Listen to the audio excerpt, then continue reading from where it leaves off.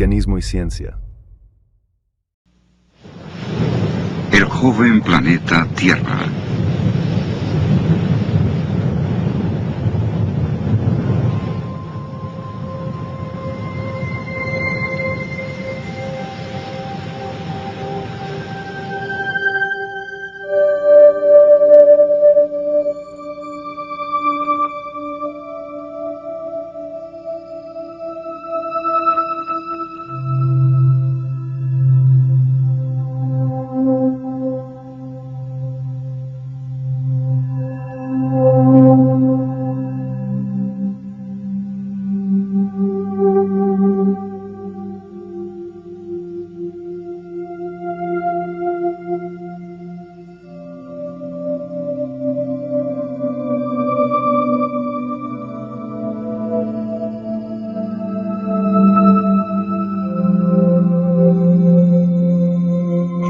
Por décadas, los científicos han propuesto la teoría evolutiva de los orígenes de una Tierra que se formó por el lento enfriamiento de masa fundida durante 4.500 millones de años para crear las rocas base de los continentes, los granitos. Sin embargo, ¿han considerado los científicos todas las evidencias en su teoría de una Tierra que evoluciona desde la antigüedad? ¿Y si hubiera evidencia en los mismos granitos que demostrara que se formaron rápidamente y no por un enfriamiento lento? ¿Y si hubiera evidencia de que estas formaciones sedimentarias que componen el Gran Cañón se depositaron rápida y no lentamente? ¿Y si hubiera evidencia de que el mismo cañón fue tallado en un corto tiempo por rápidos procesos erosivos? ¿Y si hubiera evidencia que revelara que el carbón y el petróleo pueden formarse rápidamente y son recientes? ¿Y si hubiera evidencia de que los dinosaurios existieron no hace millones, sino unos pocos miles de años? ¿Y si se descubriera que las leyes naturales, el pegamento que mantiene unido al sistema evolutivo, no puede explicarlo todo en la historia de la Tierra? Nos veríamos obligados a considerar otro modelo de historia de nuestro planeta, uno que reconozca la posibilidad de que las tasas de cambios geológicos en el pasado fueron mucho más elevadas de las que observamos actualmente. En este escenario tomaría mucho menos tiempo para que ocurrieran diversos eventos geológicos. Entonces tendríamos todos los ingredientes para concluir que la Tierra es de hecho bastante joven. Pero ¿hay alguna evidencia científica que desafíe la visión evolutiva de una Tierra antigua y apoye la de una Tierra joven? El científico Robert Gentry la ha encontrado. Mientras trabaja en el Laboratorio Nacional de Oak Ridge en Tennessee, ha publicado evidencia que desafía el largo periodo de tiempo de la historia de la Tierra. En 1977, la Red de Comunicación de Investigaciones publicó un innovador informe sobre los resultados de los trabajos del Dr. Gentry, el cual describe sus implicaciones de la siguiente manera. Las actuales leyes físicas pueden no haber gobernado el pasado. Las rocas fundamentales de la corteza terrestre, en vez de enfriarse y solidificarse durante millones de años, se cristalizaron casi instantáneamente. Algunas formaciones geológicas que se pensó tenían 100 millones de años, en realidad solo tienen algunos miles de años. Al apoyar estas proposiciones, y cualquier investigador nos lo dirá, toda la estructura histórica de las ciencias naturales se desvanecería y quedarían pocas certezas. Hasta la fecha, estas posibilidades y otras igualmente desafiantes han sido sugeridas en una extraordinaria serie de documentos publicados durante hace algunos años en las principales revistas científicas del mundo, Nature, Science y Annual Review of Nuclear Science, entre otras.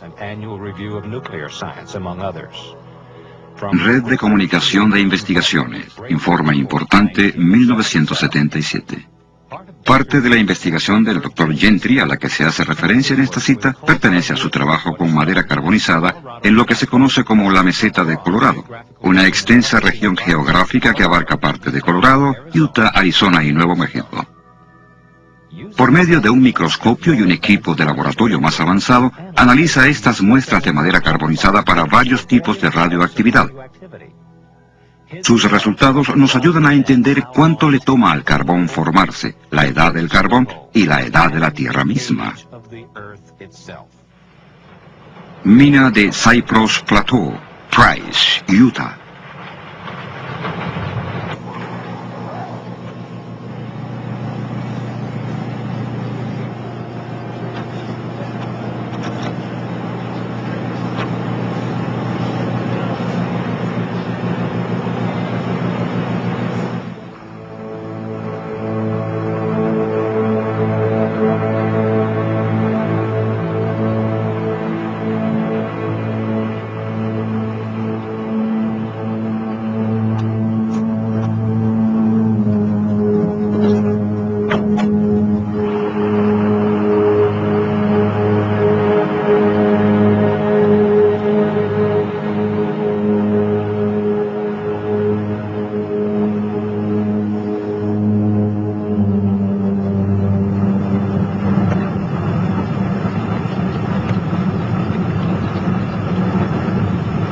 ...610 metros, 10 kilómetros bajo tierra.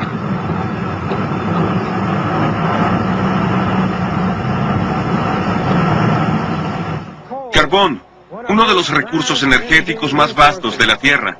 Antes de poder responder la pregunta sobre la edad del carbón y el tiempo de su formación, necesitamos responder a la pregunta ¿de dónde viene? Aquí en esta mina de carbón en Price, Utah, tenemos la respuesta. Aquí tenemos un tronco, casi completamente convertido en carbón. Hay miles de troncos como este en esta y en otras minas del área de Price. Este hecho nos indica que, dadas las condiciones adecuadas de presión, temperatura, agua y tiempo, esta madera y otra vegetación se convertirán en carbón. La pregunta es, ¿cuánto tiempo se requirió para que esto pasara? Robert Gentry y su hijo, David, socio en el trabajo de su padre, exploran este tema juntos. Para responder a esta pregunta, necesitamos ver muestras de madera carbonizada de minas de uranio, en vez de la madera carbonizada de una de las minas de carbón de Price, en Utah. Esta muestra de madera carbonizada proviene de la mina de uranio La Sal, en Utah. Su supuesta edad geológica es de aproximadamente 140 millones de años. Esta muestra de madera carbonizada proviene de una mina de uranio del área de Temple Mountain, aquí en Utah. Su supuesta edad es también de 140 millones de años. Pero observen el parecido que tiene esta muestra con este otro trozo de madera. Son casi idénticos. Es interesante notar que este trozo de madera provino de un trozo fresco de madera como este, hace solo unas pocas semanas. Esta cercana similitud hace sugerir una importante pregunta. En realidad, ¿es verdad que este trozo de madera carbonizada de La Sal o este otro trozo del Temple Mountain, ambos en Utah, son 140 millones de años más antiguos que este trozo de madera que David y yo hace poco obtuvimos en nuestros experimentos? No exactamente. Encerrada en estas y otras muestras de madera carbonizada de las minas de uranio, se encuentra una evidencia extraordinaria que nos cuenta una historia diferente. Para verla es necesario que las muestras se coloquen en epoxi, un tipo de resina, y luego en unos portaobjetos de vidrio para su observación bajo el microscopio. Bajo el microscopio podemos ver decoloraciones producidas por partículas radioactivas expulsadas de diminutos centros. Algunos son circulares, otros elípticos, como puede verse en estas fotografías. Para formarse estos halos circulares y elípticos, necesitaron una secuencia especial de acontecimientos, en realidad tan especial que derriba completamente la idea de una edad antigua del carbón, y apunta hacia su reciente formación, geológicamente hablando. ¿Qué tan reciente? En 1976 publiqué mis resultados sobre los estudios de estos troncos en la edición de Issue of Science del 15 de octubre de 1976. Esto es lo que decía ese informe. Estos extraordinarios valores, con referencia a estos porcentajes de uranio, admiten la posibilidad de que tanto la infiltración inicial del uranio como la carbonización posiblemente hayan ocurrido en los últimos miles de años. En otras palabras, estaba sugiriendo que el carbón se forma muy rápido, geológicamente hablando. Esta información se ha mantenido inalterada y no se ha refutado en la literatura científica desde que se publicó en 1976. Por lo tanto, tenemos derecho a sacar algunas conclusiones firmes sobre los datos.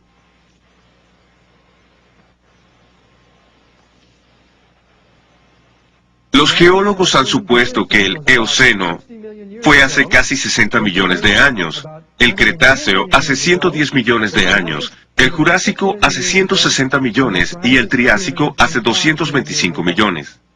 Pero los resultados que hemos presentado contradicen esa información, y lo que muestran es el entierro simultáneo de todas estas formaciones hace varios miles de años. Estos resultados pertenecen al origen y a la edad del carbón, donde quiera que se encuentre.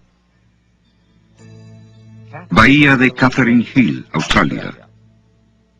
No lejos de esta zona costera, cerca del punto de rocas planas, se encuentra un objeto de gran interés geológico, un antiguo árbol. Pueden verse los restos fosilizados de este árbol que se extienden sobre 3,5 metros de capas sedimentarias entre 2 vetas de carbón localizadas aquí.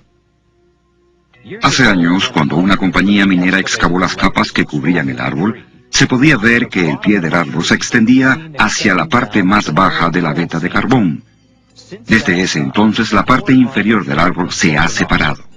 Incluso ahora, con su reducida longitud, el árbol se extiende a través de capas que, normalmente, los geólogos opinan que toman cientos de miles de años en acumularse. Pero estas capas no pudieron tardar tanto tiempo, ya que el árbol se hubiera podrido mucho antes de que los sedimentos hubieran tenido tiempo de acumularse a su alrededor.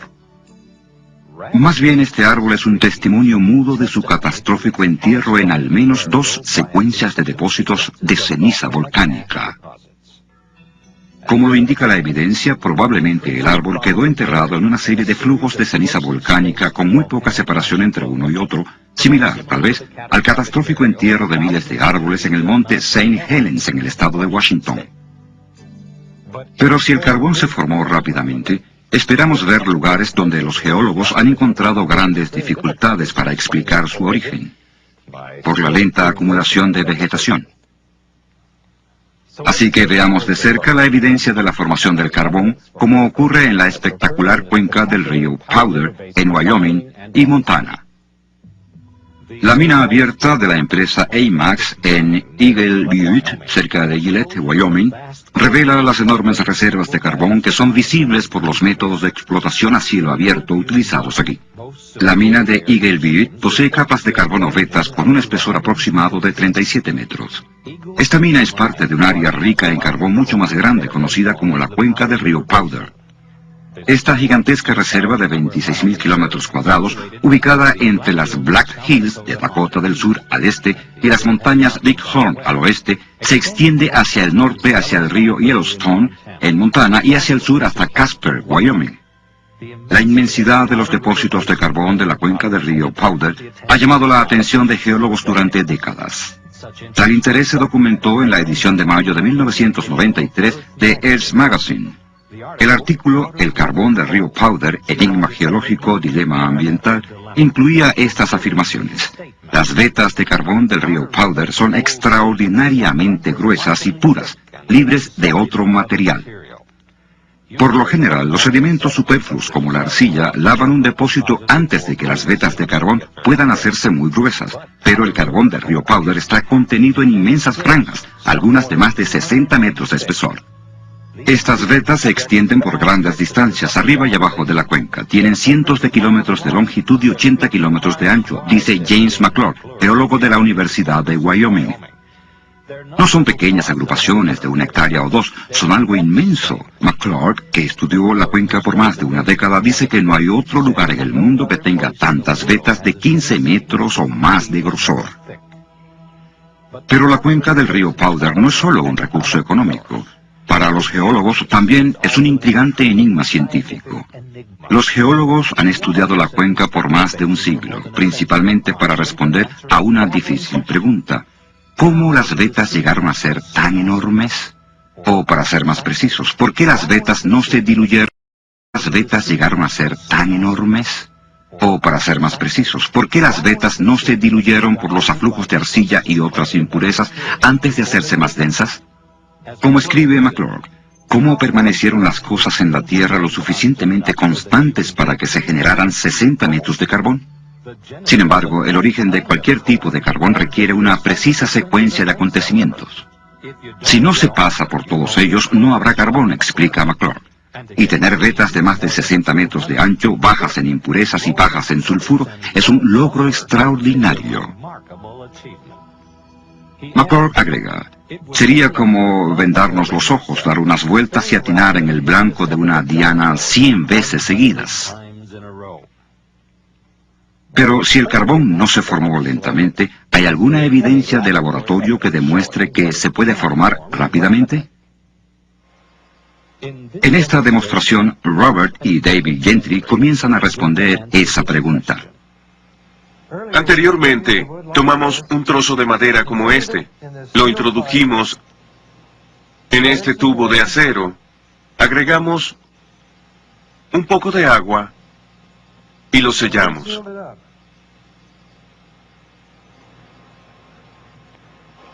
El próximo paso es colocarlo en un horno a más o menos 160 grados centígrados por 2 semanas.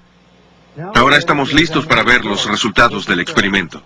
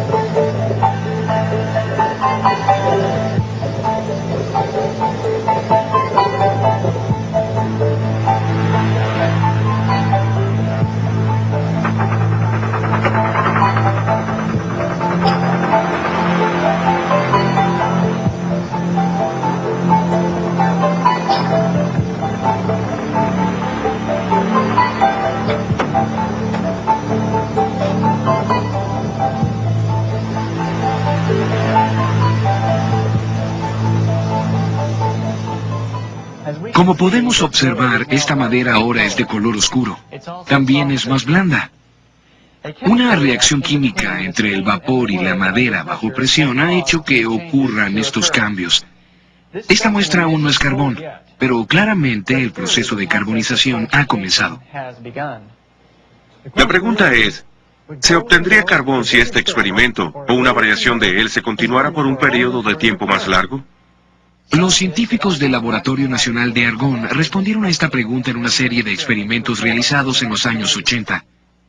Uno de los primeros informes sobre su trabajo apareció en la revista Chemical and Engineering News el 21 de noviembre de 1983.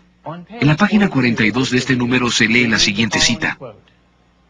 Químicos del Laboratorio Nacional de Argonne han tenido éxito en la creación de un tipo de carbón artificial a partir de materiales de aparición natural.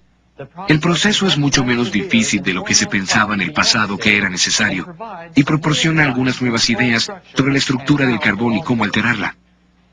Tiempo después de que aparecieron los informes publicados en la revista Geoquímica Orgánica, la revista científica inglesa de Ciencias Naturales informó sobre el éxito de sus experimentos. En la página 316 de la edición del 28 de marzo de 1985 se lee lo siguiente. A Winans y sus colegas del Laboratorio Nacional de Argonne les ha tomado menos de un año preparar un carbón sintético caracterizado meticulosamente. El material que produjeron es indistinguible del material real con todas las técnicas que se le han aplicado hasta ahora, y su síntesis hace surgir muchas preguntas interesantes en la química orgánica.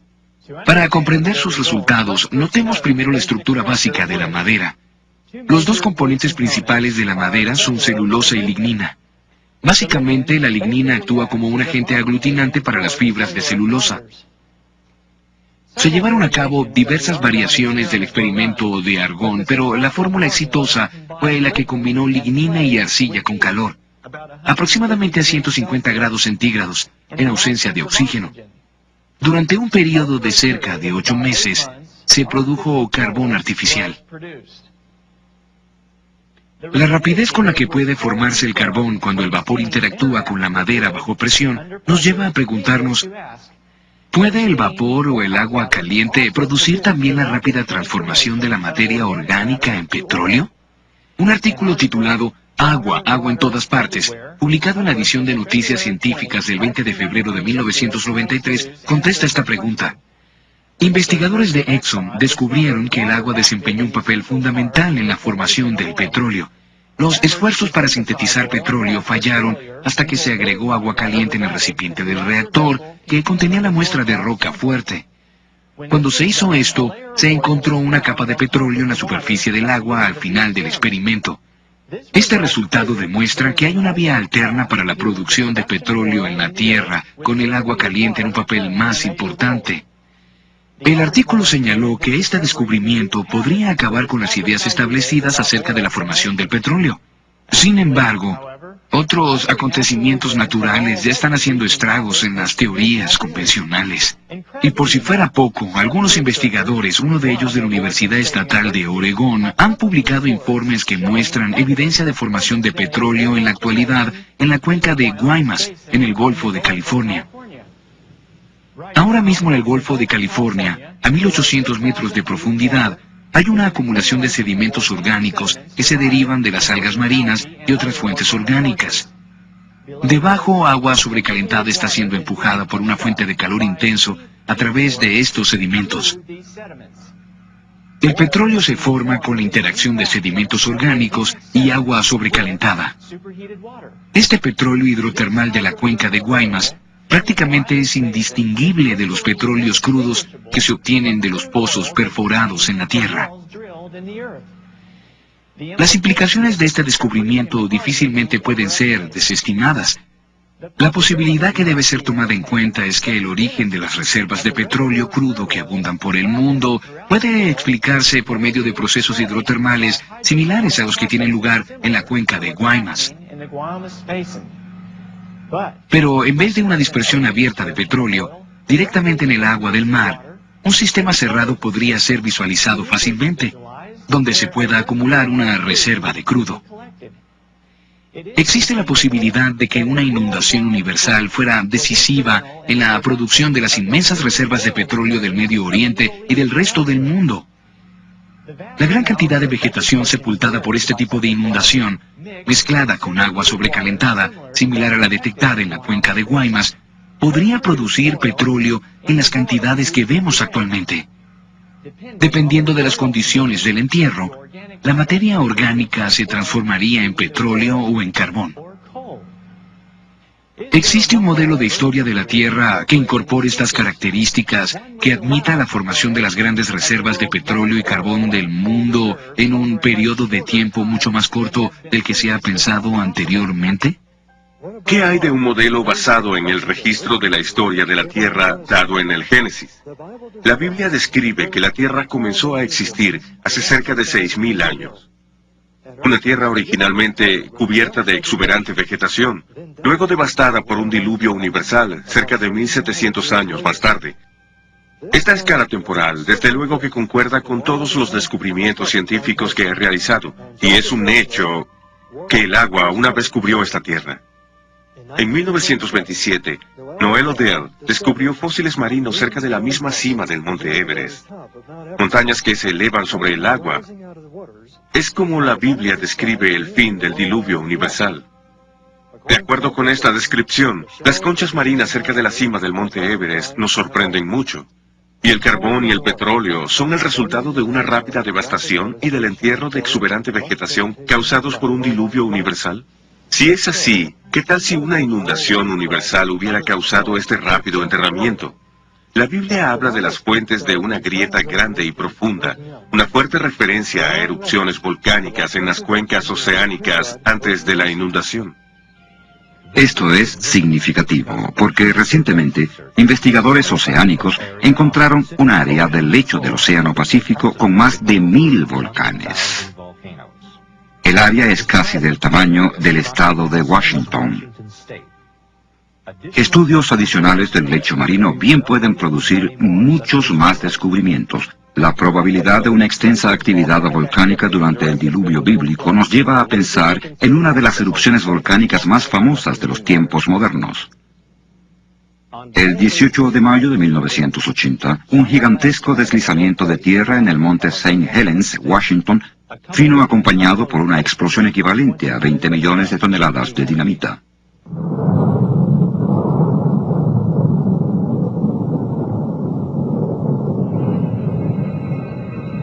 Esta explosión lateral de vapor sobrecalentado, ceniza volcánica y polvo arrasó con más de 390 kilómetros cuadrados de bosques, partiendo inmensos pinos como si fueran mondadientes. Los escombros del derrumbe se precipitaron al lago Spirit, causando una ola colosal que bañó un lado de la montaña adyacente a más de 240 metros sobre el nivel del agua antes de la erupción. Una capa promedio de 90 metros de nuevo sedimento que cayó al lago ha hecho que el nivel de su superficie sea ahora unos 75 metros más alto. Y un gran número de árboles derribados por la explosión cayeron al lago Spirit, arrastrados por la gigantesca ola. La catastrófica fuerza del agua para acumularse y sepultar extensas cantidades de vegetación puede observarse fácilmente aquí. La maraña de troncos flotantes en el lago Spirit solo tiene la mitad de su tamaño original, ya que el resto de los troncos se ha hundido hasta el fondo.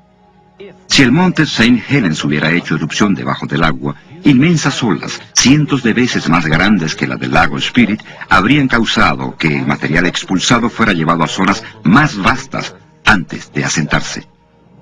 Si cientos de estos volcanes estaban activos, podemos comenzar a imaginarnos los destructivos efectos que un diluvio universal habría tenido en la topografía del planeta. Esto hace que nos preguntemos, ¿puede un diluvio universal como el descrito en la Biblia ser también la explicación de otros fenómenos geológicos, como el del Gran Cañón? Algunos geólogos nos habrían dicho que los depósitos sedimentarios se asentaron durante muchos millones de años, lo que simplemente no es verdad. El hecho es que la geología del Gran Cañón encaja en un modelo que se basa en el suceso de un diluvio universal. En un intento por saber de dónde vinieron las aguas de la inundación, a dónde fueron después del aluvión y qué acontecimientos geológicos ocurrieron mientras duró, recurrimos al Dr. Walter Brown, antiguo jefe de los estudios de ciencia y tecnología en el Air War College y profesor titular de la Academia de la Fuerza Aérea de Estados Unidos. Su desarrollo de la teoría de las hidroplacas proporciona la clave que descubre muchos misterios sobre el diluvio y sus efectos. En nuestro planeta podemos ver 17 aspectos muy extraños que hoy pueden explicarse sistemáticamente como resultado de un cataclismo, un diluvio universal cuyas aguas salieron expulsadas de cámaras subterráneas con una liberación de energía que excedía la explosión de 10.000 millones de bombas de hidrógeno. Esta explicación nos demuestra la rapidez con que se formaron las principales montañas. Explica los depósitos de carbón y petróleo, la rápida deriva continental, por qué los lechos oceánicos tienen enormes fosas y cientos de cañones y volcanes. Explica la formación de estratos divididos en capas y la mayoría de los registros fósiles, las llamadas edades de hielo y los principales cañones, especialmente el Gran Cañón. Quizás la Tierra antediluviana tenía un inmenso supercontinente que contenía exuberante vegetación, mares, ríos y montañas menores. De acuerdo con la teoría de las hidroplacas, la Tierra antediluviana tenía mucha agua subterránea, cerca de la mitad de la que hay en nuestros océanos actualmente. Esta agua estaba en cámaras interconectadas que formaban una concha esférica de unos 800 metros de grueso, quizás a 16 kilómetros por debajo de la superficie terrestre. El incremento de la presión en la cámara subterránea expandió la corteza como se expande un globo cuando aumenta la presión en su interior.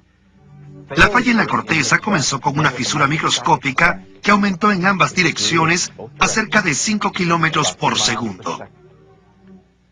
La grieta que siguió el camino de menor resistencia rodeó el planeta en aproximadamente 2 horas. Cuando la grieta se desplaza por la Tierra, la corteza sobre ella se abrió como el rasgón de una tela muy estirada. El agua subterránea estaba bajo la corteza sobre ella se abrió como el rasgón de una tela muy estirada.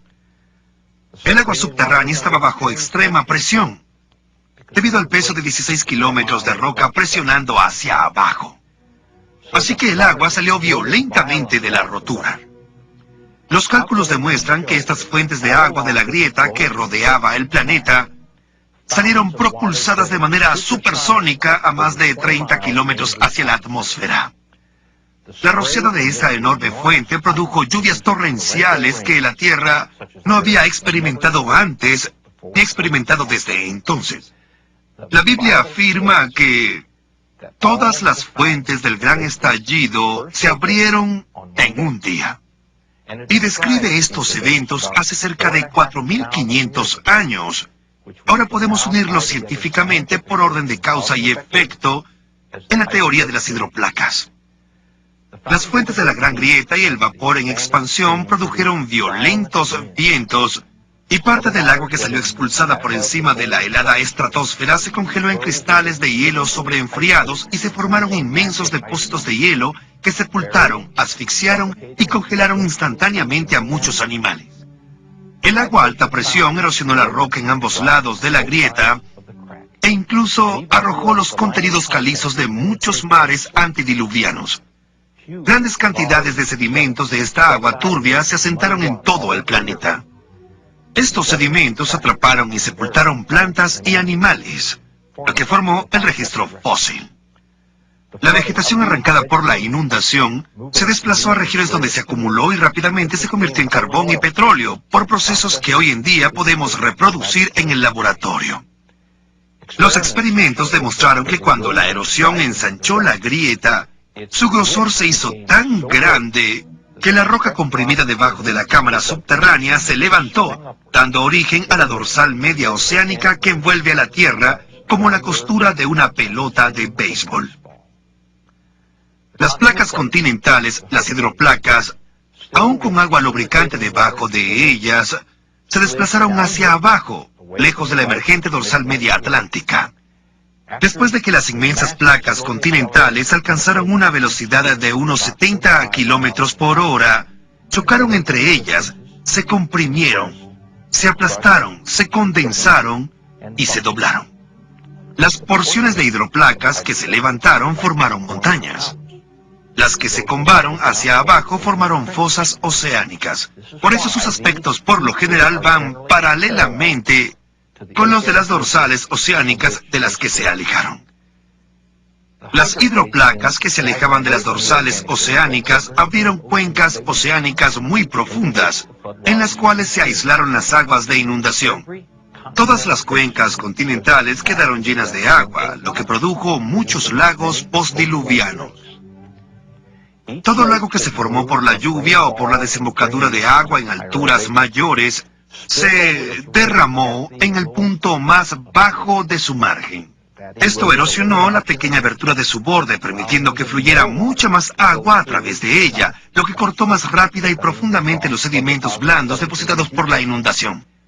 Este proceso se aceleró hasta que toda el agua de los lagos se vertió a través de una profunda abertura, formando un cañón.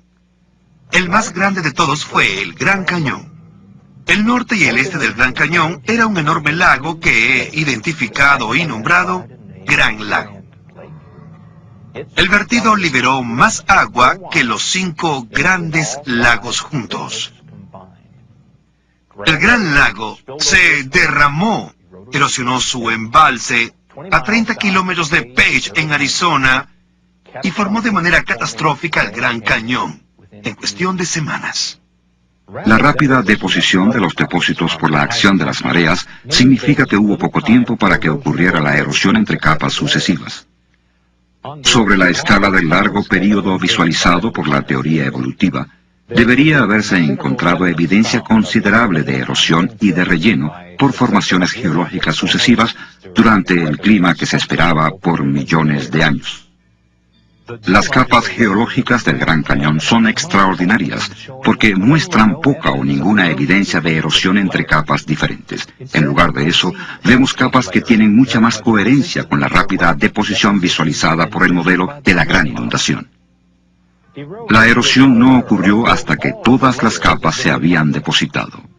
¿Qué tan rápidamente pudo ser erosionado el cañón? Los sedimentos depositados más recientemente aún no estarían completamente endurecidos, lo que crea la posibilidad de que la erosión del cañón pueda haber tenido lugar con mucha más facilidad que si estuviera convertido en roca, como lo ha supuesto la teoría evolutiva. Sin embargo, bajo las condiciones adecuadas, el agua puede cortar su paso a través de las rocas más duras, como el granito, en el fondo del Gran Cañón.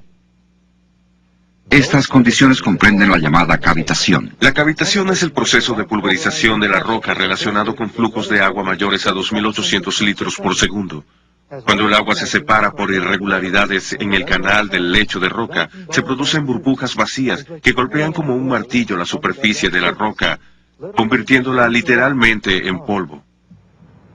Un moderno ejemplo de la rápida erosión del lecho de roca por cavitación es el embalse del Cañón Glen, en el río Colorado, más arriba del Gran Cañón. La excesiva nevada en la parte más alta de la cuenca del río Colorado a finales de la primavera de 1983 causó una escorrentía excesiva que se vertió en el lago Powell a un promedio de hasta 4.200 litros por segundo. Esta rápida afluencia amenazó con desbordar el embalse del cañón. Para controlar el flujo, la planta de energía trabajó a su capacidad máxima liberando 793.000 litros por segundo a través de las turbinas. Luego se abrieron las tuberías de desagüe para drenar otros 480.000 litros por segundo y aún así no era suficiente. La situación de emergencia requirió que los ingenieros se arriesgaran a dañar el túnel aliviadero. Y el 15 de junio el túnel de 12 metros de diámetro se abrió para drenar 368.000 litros por segundo adicionales, que luego llegarían a 480.000 por segundo. Luego, el 28 de junio, el flujo se incrementó a 906.000 litros por segundo. En ese momento el agua que salía del túnel era roja, y los ingenieros sintieron temblores de tierra fácilmente perceptibles. Grandes bloques de hormigón y roca eran arrojados del túnel de 12 metros de diámetro. Después de cerrar el túnel aliviadero, el equipo de inspección descubrió grandes daños por efecto de la cavitación. El revestimiento de acero de 90 centímetros del hormigón armado del túnel tenía inmensos agujeros. En un recodo donde el túnel se eleva, un hoyo de 9 metros y medio de profundidad, 46 metros de altura y 12 metros de ancho cortaba el revestimiento en piedra arenisca roja. Se requirieron 1.700 metros cúbicos de hormigón para rellenar este enorme agujero. El proceso de reparación comprobó la gran extensión del daño. La velocidad de la erosión en el túnel aliviadero del embalse del Cañón Glen ocurrió muy rápidamente durante el período en que apareció el color rojo del agua y se sintieron los temblores. Es posible que la cavitación pulverizara el hormigón, el acero y la piedra arenisca a un promedio de 28.300 litros por segundo durante el período cumbre de la erosión. Los efectos destructivos de la cavitación en el embalse del Cañón Glen nos indican que el Gran Cañón pudo haberse erosionado muy rápidamente por la abrupta liberación de un gran volumen de agua sobre él. Pero, ¿de dónde provino el agua y qué causó su repentina liberación? Los estudios del Dr. Brown sobre el Gran Cañón proporcionan una de las mejores respuestas. A la mayoría de la gente se le ha dicho que el poderoso río Colorado talló el Gran Cañón durante millones de años. Pero si la gente pudiera estudiar el cañón desde un avión, podría ver su inmensidad y lo diminuto que es el río en relación con el cañón. No hay río sobre la tierra que pueda tallar este gran hoyo en el suelo, ni siquiera en miles de millones de años. Si el río Colorado talló el Gran Cañón, la primera pregunta que deberíamos hacernos es, ¿a dónde van los sedimentos erosionados? Debería haber un gigantesco delta fluvial al final del río Colorado, pero no lo hay. Además, los geólogos no pueden encontrar un gran delta fluvial cerca de esta parte del mundo. Así que debemos preguntarnos a dónde va toda esa tierra. En varios lugares de esta plataforma que domina el Gran Cañón, hay pequeñas montañas o cerros con capas horizontales que cuentan una historia fascinante. Las capas están alineadas, así que obviamente una vez estuvieron conectadas. Algo debe haber pasado y removido varios miles de metros de gruesas capas de material más blando que una vez estuvo en donde estamos ahora. Necesitamos explicar no solo a dónde fue la Tierra que estaba dentro de este inmenso cañón de 322 kilómetros de largo, sino también a dónde fueron los miles de metros de tierra que una vez estuvieron aquí arriba y que se esparcieron por decenas de miles de kilómetros.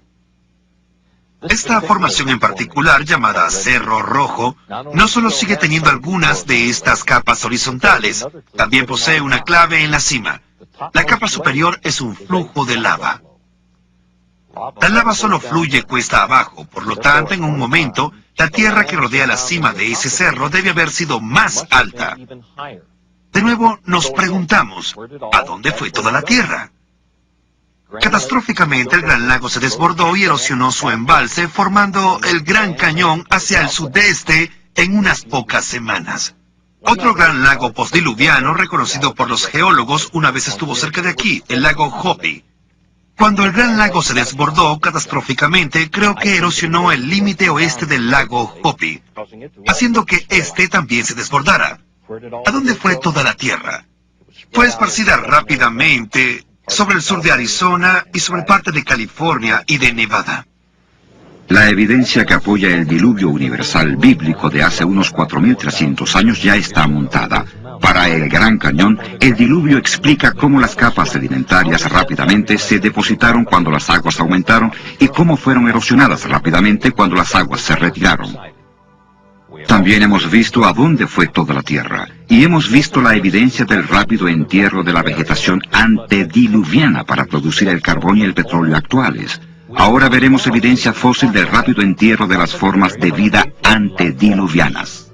De hecho, algunas de las evidencias más extraordinarias de la rápida deposición de los sedimentos de la inundación vienen de fósiles bien preservados encontrados en ciertas partes del planeta.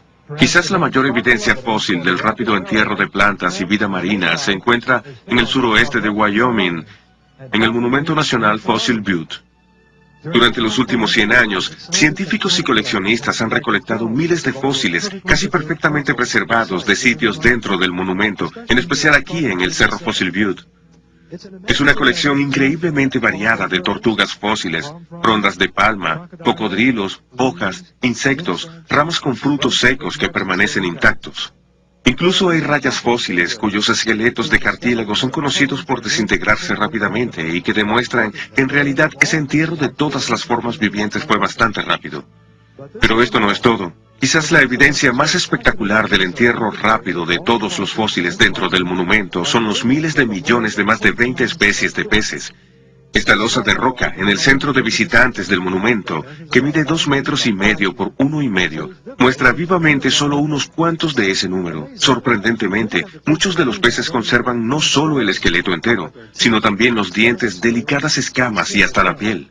El inmenso número de peces fósiles en Fossil Butte les ha dejado a los geólogos evolucionistas un gran misterio sin resolver. En 2 secciones tituladas Condiciones ideales para la creación de fósiles y Misterios sin resolver del folleto del Parque Nacional Fossil Butte, se revelan las contradicciones que resultan cuando se utiliza un período terrestre antiguo para explicar el rápido entierro. Por un lado, especulan sobre la existencia de un lago en el que muchos animales y plantas probablemente murieron de manera natural. Por el otro, la evidencia obliga a concluir que en varias ocasiones inmensas cantidades de peces murieron súbitamente. Luego, el folleto iguala esas varias ocasiones con el rápido entierro por precipitación de carbonato de calcio, el mineral fundamental que contiene fósiles año tras año por cientos de miles de años. Realmente este es un escenario increíble. Tener este inmenso número de peces que se reprodujeron en un corto tiempo solo para ser exterminados por una catástrofe un año más tarde aproximadamente, y esto se repetiría varios cientos de miles de veces.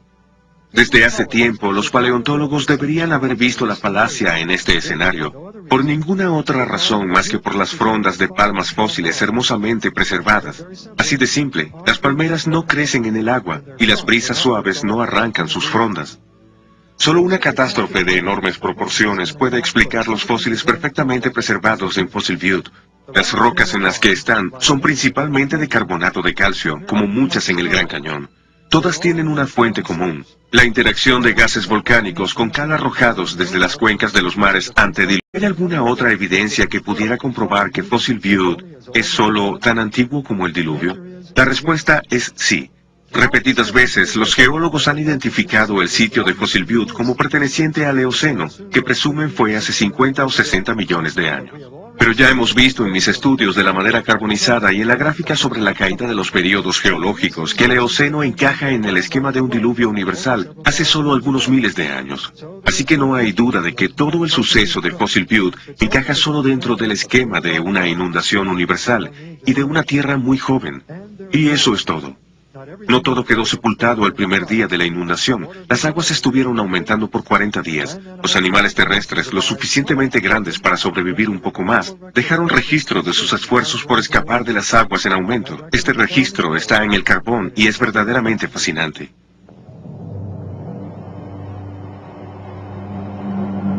De vuelta a la mina de Cypress Plateau.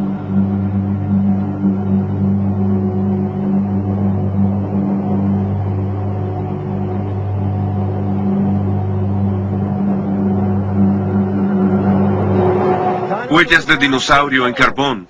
Asombroso y extraordinario. ¿Cómo llegaron aquí?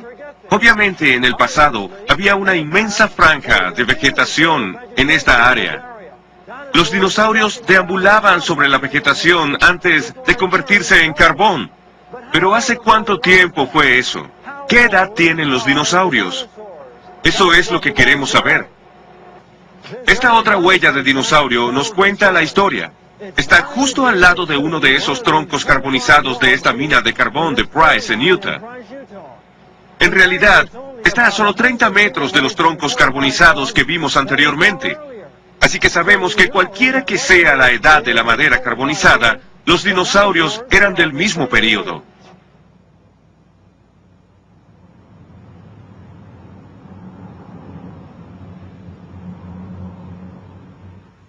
En la mina de carbón vimos 2 huellas de dinosaurio.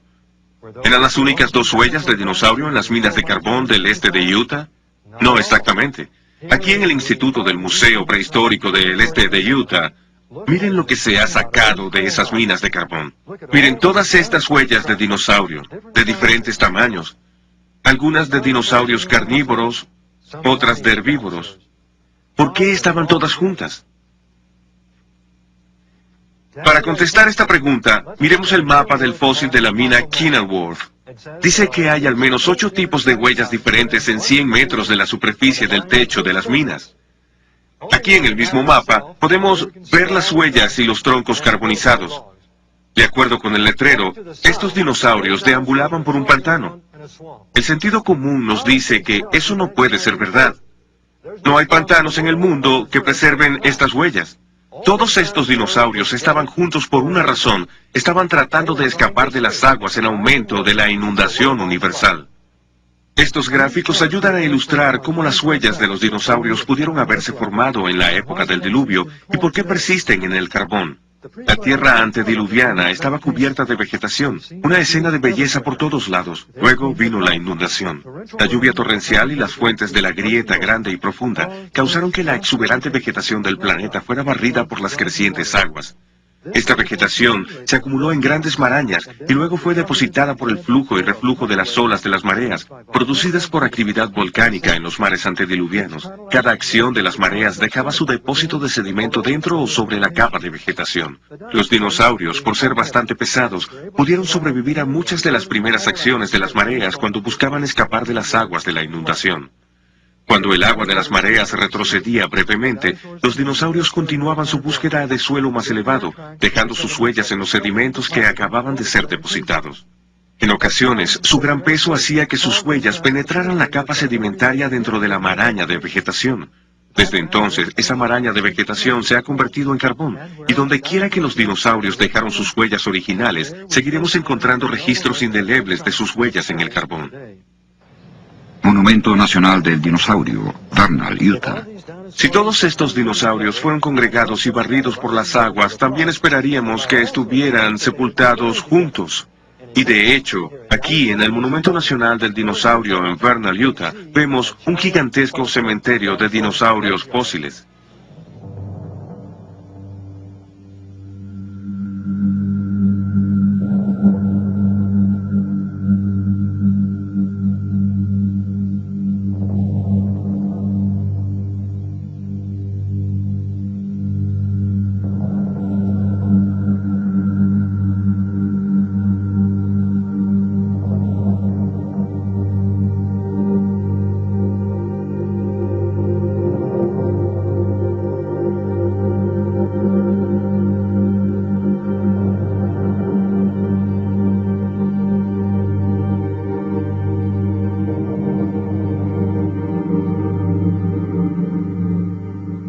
Ha llegado el momento de sacar algunas conclusiones sobre la edad de los dinosaurios y la edad del pez fósil encontrado en el Monumento Nacional de Fossil Butte.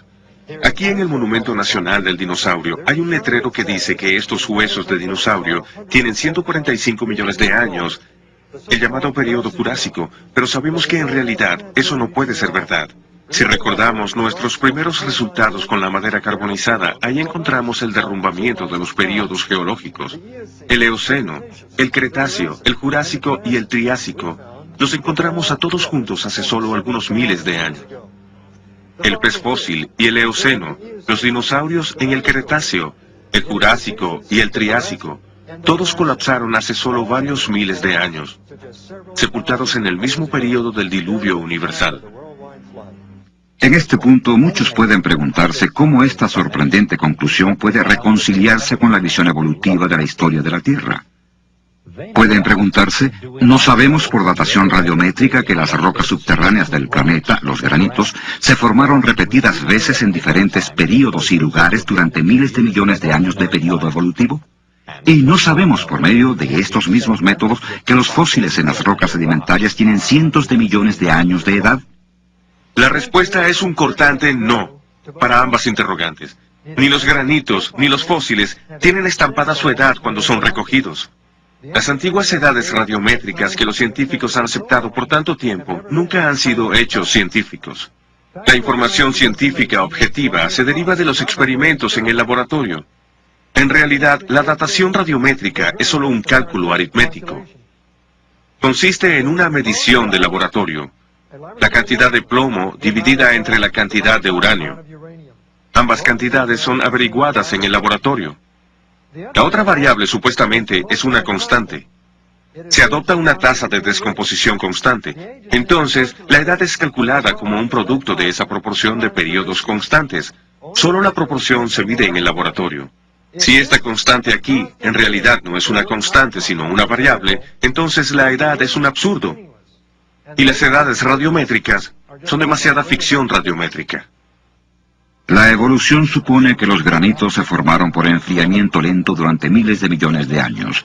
El tiempo del enfriamiento, o presunta era, se obtiene con la medición de los actuales productos de descomposición radioactiva del granito, suponiendo que se acumularon solo por una lenta descomposición radioactiva constante. Ya que la evolución compara el período radioactivo con el período de enfriamiento, ninguna evidencia que demuestre que los granitos se formaron rápidamente muestra en esencia su creación simultánea. Por lo tanto, la premisa de la descomposición radioactiva constante y la inferencia de un gran período son inválidas. Y de hecho, hay evidencia científica para su creación simultánea.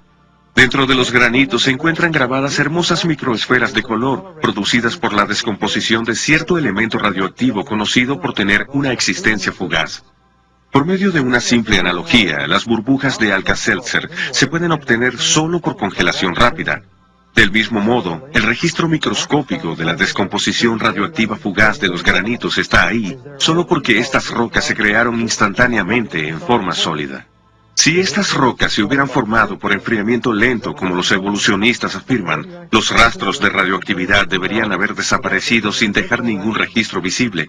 Este registro de creación instantánea se encuentra en los granitos de todo el mundo. Por otra parte, su existencia en granitos de edades radiométricas tremendamente diferentes demuestra que fueron creados en el mismo momento. Esto derrumba toda la base de los períodos geológicos.